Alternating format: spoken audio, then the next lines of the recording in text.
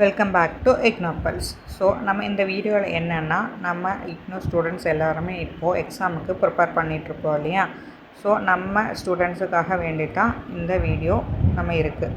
இப்போ வந்துட்டு நமக்கு எக்ஸாம் செக்ஷன் ஸ்டார்ட் ஆகிடுச்சு. நம்ம இக்னோவில் வந்துட்டு எக்ஸாம்ஸ் ரீசெண்டாக ஸ்டார்ட் ஆகிருக்கு.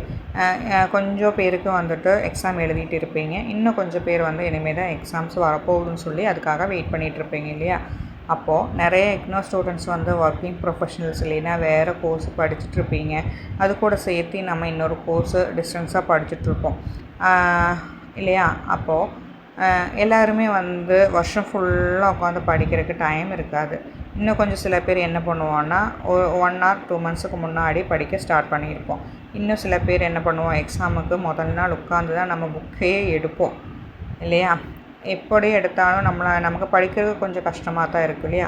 அப்போ நம்ம நல்ல மார்க் வாங்குறதுக்கு என்ன பண்ணோன்னா, இந்த வீடியோவில் ஒரு விஷயம் சொல்லியிருக்கோம்.